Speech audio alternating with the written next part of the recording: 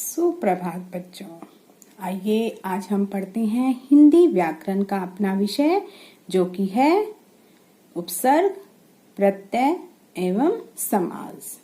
उपसर्ग किसे कहते हैं और प्रत्यय, उनके भेद और समास के भेदों के बारे में आज हम अपनी इस कक्षा में विस्तार से जानेंगे। तो आइए समझते हैं उपसर्ग किसे कहते हैं। उपसर्ग क्या है? शब्दांश। जो शब्दांश शब्दों के आरंभ में जुड़कर उसके अर्थ में परिवर्तन कर देते हैं वो होते हैं उपसर्ग। तो चलिए विस्तार से समझते हैं उपसर्ग के विषय में। शब्दांश का मतलब होता है जो शब्द का अंश होता है। उपसर्ग पूर्ण शब्द नहीं होते, शब्द का अंश होते हैं और जब दोनों जुड़ते हैं किसमें? मूल शब्द में जुड़ते हैं। और मूल शब्द क्या है? जिसका आगे कोई टुकड़ा न हो सके और उसका कोई ना कोई अर्थ निकले, वो है मूल शब्द। तो हमने जाना कि उपसर्ग क्या है? जो शब्दांश मूल शब्द के पहले जुड़कर उसके अर्थ में परिवर्तन ला देते हैं उपसर्ग कहलाते हैं। तो उदाहरण के द्वारा हम इसको समझते हैं कि उपसर्ग मूल शब्द जब जुड़ते हैं तो नया शब्द किस प्रकार से बनता है। देखिए पहला मैंने लिखा है यहाँ पर अप। अप क्या है? उपसर्ग है और मूल शब्द क्या है? मान। तो इस मूल शब्द मान में अब उपसर्ग जुड़ने से नया शब्द बना अपमान। इसी प्रकार से मूल शब्द है देश और जिसमें स्व उपसर्ग जुड़ने से नवीन शब्द बना स्वदेश। अगला है मार्ग। मार्ग में उपसर्ग जुड़ा सु, सुमार्ग नया शब्द बना। और मूल शब्द कार में जब हमने उपसर्ग अधि को जोड़ा तो नया शब्द बना अधिकार। आगे हम इसके भेदों के बारे में समझते हैं। उपसर्ग के भेद हैं संस्कृत के, हिंदी के, उर्दू के, मुख्य रूप से दिए हुए हैं और अन्य है एक संस्कृत के अव्यय शब्द। तो संस्कृत के उपसर्ग कौन से होते हैं? वे जो संस्कृत भाषा से लिए गए हैं। इसके लगने से जो शब्द बनता है वो तत्सम शब्द होता है। मतलब तत्सम का मतलब क्या हुआ? संस्कृत का शब्द बनता है। जैसे सु उपसर्ग और अर्थ है, सु का मतलब अच्छा। तो शब्द रचना बनी, इससे एक नया शब्द बना, वो हुआ सुलभ और सुशील। इसी प्रकार से सुपुत्र। अगर हम लगाते हैं किसके अंतर्गत? अधर्म और अजन्मा शब्द बनते हैं।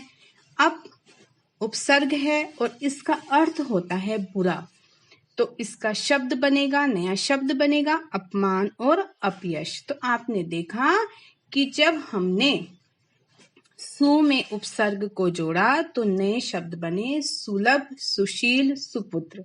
इसी प्रकार से अप में बने अपमान और अपयश। आ का मतलब होता है सहित, आजीवन और आदर, आचरण। ये क्या बने? नए शब्द बने। इसी प्रकार से आगे हैं हिंदी के उपसर्ग। जो हिंदी के शब्द हैं उनके आगे जब हमने उपसर्ग को जोड़ा तो शब्द बना। जैसे मैंने लिया नी उपसर्ग। नी का अर्थ होता है रहित। नी को रहित के लिए प्रयोग किया जाता है और नया शब्द बनता है निडर, निर्भय। इसी प्रकार से अध। अध मतलब आधा, अध जला, अध मरा। कु बुरा और कुसंग और कुपुत्र इसके नए शब्द बने। अगर आपको दिया जाता है कि नी उपसर्ग से कोई भी नया शब्द बनाइए तो आप बना सकते हैं निडर, निर्भय। अध से अधजला, अधमरा। कु से कुसंग, कुपुत्र। इसी प्रकार से अन्य बहुत से शब्द हैं जिनका आप विस्तार में अपनी पुस्तक में अध्ययन कर सकते हैं। इसके आगे देखिए हमारा है उर्दू के उपसर्ग। उर्दू के जो शब्द हैं, जब हम किसी भी शब्द के आगे उपसर्ग लगा देते हैं और वो उर्दू के शब्द होते हैं। जैसे बे, बिना या रहित, बेकाबू, बेदाग। तो ये क्या हैं? बेकाबू और बेदाग। आपने देखा कि ये सब दोनों क्या हैं? ये हैं उर्दू के शब्द। इसी प्रकार से बद, बद का अर्थ होता है बुरा, और इससे बनेगा नया शब्द जो उर्दू का होगा बदसूरत, बदहजमी।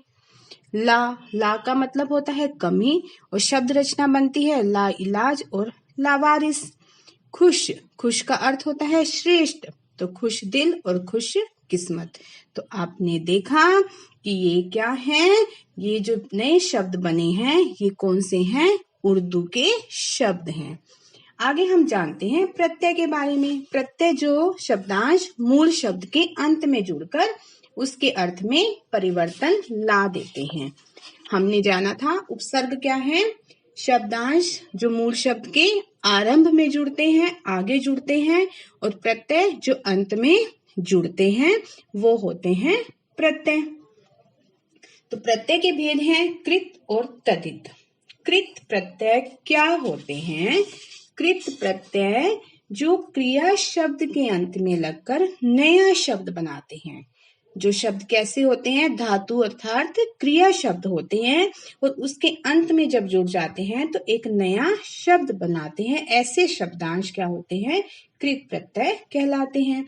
जैसे मूल शब्द है लिख, एक क्रिया शब्द है, जिसके अंत में आई लगा दिया तो लिख और आई से नया शब्द बना लिखाई। इसी तरह से लड़ मूल शब्द है और जिसके अंत में प्रत्यय लगाया आई तो बन गया लड़ाई। इसी प्रकार से सजा और बन दो मूल शब्द हैं। सजा के अंत में जब आवट लगाया तो बना सजावट, और बन के अंत में लगा तो बनावट। इसी प्रकार से पढ़ और लड़ के अंत में जब आकू लगाया तो शब्द बना पढ़ाकू और लड़ाकू। उसके बाद आता है तद्धित प्रत्यय। जो शब्द ऐसे शब्दांश जो संज्ञा सर्वनाम विशेषण शब्दों के अंत में लगकर नया शब्द बनाते हैं वो होते हैं तद्धित प्रत्यय। जैसे मूल शब्द है रोज, तो उसके तद्धित प्रत्यय हमने लगाया आना, तो शब्द बना रोजाना। सोना और लोहा मूल शब्द है जिसके अंत में लगाया आर तो बना सुनार और लुहार। रस और सुर मूल शब्द के अंत में लगा इला तो शब्द बना रसीला और सुरीला। उसी प्रकार से बुद्धि और श्री के अंत में जब मान को लगा दिया गया तो बना बुद्धिमान और श्रीमान। इसके बाद हम अध्ययन करेंगे समास के बारे में कि समास क्या है। समास दो या दो से अधिक शब्दों को मिलाने की प्रक्रिया समास है। समास का शाब्दिक अर्थ होता है संक्षिप्त पद। समस्त पद को तोड़कर पूर्व स्थिति में लाना समास विग्रह कहलाता है। जब हम समस्त पद को तोड़ते हैं तो वो क्या कहलाता है, समास विग्रह कहलाता है। जैसे देशभक्ति एक समस्त पद है, जब इसका विग्रह करते हैं मतलब इसके टुकड़े करते हैं तो बनता है देश के लिए भक्ति। समस्त पद का जो पहला पद होता है, पहला पद को हम कहते हैं पूर्व पद, तथा दूसरा पद होता है उत्तर पद, और दूसरे पद को हम क्या कहते हैं, उत्तर पद कहते हैं।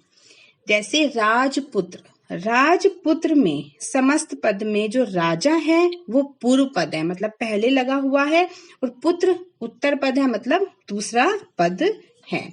तो आइए समास के भेदों के बारे में समझें। समास के 6 भेद हैं।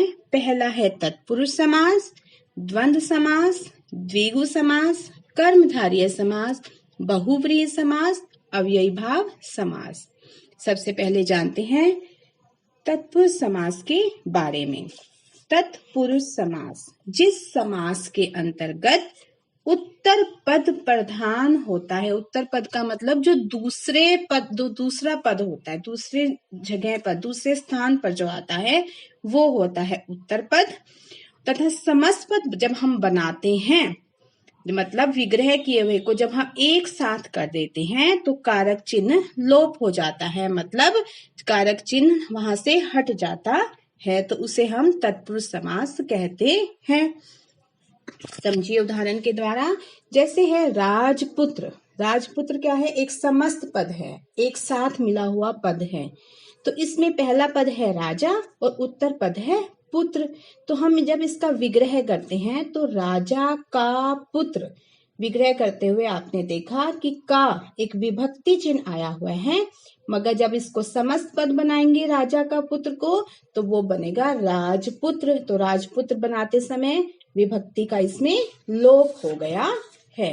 इसी प्रकार से गुणहीन, गुण से हीन, घुड़सवार, घोड़े पर सवार। अगला आता है द्वंद्व समास। द्वंद्व समास क्या होता है? जिस समस्त पद के दोनों पद प्रधान होते हैं, मतलब पूर्व भी और उत्तर भी दोनों प्रधान होते हैं, और जब हम इनका विग्रह करते हैं, मतलब इनके जब हम टुकड़े करते हैं, टुकड़े करते समय और, एवं, अथवा, या आदि लगता है। जैसे रात दिन, रात दिन, रात पूर्व पद है, उत्तर पद है दिन, रात और दिन, तो और लगा यहाँ पर। हानि लाभ, हानि पूर्व और उत्तर पद लाभ, हानि और लाभ।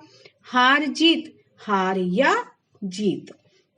इसमें आपने देखा होगा द्वंद्व समास के अंदर क्या होता है? विलोम शब्द दिए हुए होते हैं, एक दूसरे के विपरीत शब्द होते हैं, मतलब विपरीत, एक दूसरे के विपरीत अर्थ को वो बताते हैं। ये भी एक पहचान है द्वंद्व समास की। आगे आता है द्विगु समास। द्विगु समास के अंतर्गत पूर्व पद संख्यावाचक विशेषण होता है, उसे हम द्विगु समास कहते हैं, मतलब जिसमें पहला जो पद होगा वो संख्या होगा। जैसे त्रिफला, तो उत्तर पद जो पूर्व पद है वो 3 है और उत्तर पद फल है, तो पहला पद क्या है? कोई संख्या है। और जब हम इसका विग्रह करते हैं तो समाहार या समूह शब्द को जोड़ा जाता है। किस तरह से? जैसे त्रिफला, 3 फलों का समाहार या 3 फलों का समूह। नवरत्न, नव क्या है हमारा? पूर्व पद, जो नव क्या है? एक संख्या है, और उत्तर पद है रत्न, तो इसका विग्रह होगा 9 रत्नों का समूह। इसके बाद आता है कर्मधारय समास।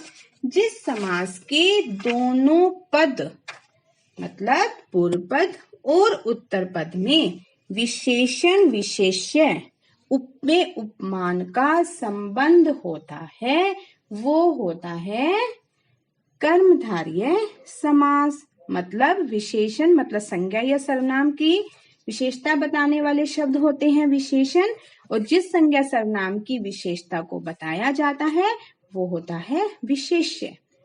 तो इसमें देखिए नील गगन, पूर्व पद नीला, उत्तर पद गगन, और विग्रह हुआ नीला है जो गगन। तो आपने इसके अंतर्गत देखा क्या कि किसकी विशेषता बताई जा रही है? गगन की, कि वो कैसा है? नीला है। महादेव, महादेव और महान है जो देव। पुण्य आत्मा, पुण्य पूर्व पद, आत्मा उत्तर पद, और पुण्य है जो आत्मा, आत्मा की विशेषता पुण्य है। किसके बारे में बात हो रही है? आत्मा के बारे में बात हो रही है। तो इसका जब हम विग्रह करते हैं तो रूपी, समान, जो आदि शब्द लगते हैं। जैसे आपने देखा नीला है जो गगन, इसी प्रकार से एक शब्द होता है क्रोधा अग्नि। तो जब हम इसका विग्रह करते हैं तो क्रोध रूपी अग्नि आता है। तो कर्मधारय समास को करते समय ध्यान रखेंगे कि जब विग्रह करेंगे या तो रूपी आएगा, समान आएगा, या फिर जो शब्द आएगा। इसके बाद आता है बहुव्रीहि समास। जिस समस्त पद का अर्थ उसके दोनों पदों से भिन्न होता है, मतलब पूर्व तथा उत्तर पद, दोनों पद मतलब पूर्व और उत्तर पद से भिन्न होता है, वह बहुव्रीहि समास होता है। इसमें क्या होता है कि किसी तीसरे की विशेषता बाहर निकल कर आती है, मतलब किसी तीसरे के बारे में बात हो रही होती है। जैसे लंबोदर, लंबोदर मतलब लंबा है, उदर जिसका, मतलब किसी अन्य के बारे में बात हो रही है कि उदर किसका लंबा होता है? गणेश जी का। हम यहाँ पर किसी विशेष के बारे में बात कर रहे हैं। इसी प्रकार से नीला, नीलकंठ, नीला है कंठ जिसका, किसके बारे में बात हो रही है? शिव के बारे में बात हो रही है। तो हमने जाना समस्त पदों में दोनों ही पदों का कोई अर्थ नहीं निकल रहा, मगर ये दोनों पदों के माध्यम से किसी तीसरे की बात कही गई है। आगे आता है अव्ययी भाव समास। अव्ययी भाव समास मतलब जिस समास में पूर्व पद अव्यय हो और उत्तर पद के योग से बने समस्त पद भी अव्यय बन जाते हैं। मतलब पूर्व पद कैसा होता है? अव्यय होता है। और इसके अंतर्गत क्या आता है? एक शब्द दो बार जैसे आते हैं, जैसे रातों रात, हाथों हाथ। अब प्रतिदिन में प्रति क्या है? एक अव्यय शब्द है। प्रति पूर्व पद है और दिन उत्तर पद है, तो बन गया प्रत्येक दिन। आ अव्यय है, उसमें जन्म, आ जन्म, तो बन गया आ जन्म का जन्म भर। तो आपने जाना कि समास क्या है। समास का शाब्दिक अर्थ होता है संक्षिप्त करना। दो या दो से अधिक शब्दों को मिलाने की प्रक्रिया समास होती है। समास से बना जो संक्षिप्त शब्द है वो समस्त पद कहलाता है। और जब समस्त पद को तोड़कर लिखा जाना क्या कहलाता है? समास विग्रह कहलाता है। अच्छे से इसका उदाहरण के साथ अध्ययन उपसर्ग प्रत्यय और समास का अवश्य करें। जल्द ही हम अपनी अगली कक्षा में मिलेंगे एक नए विषय के साथ। तब तक के लिए धन्यवाद।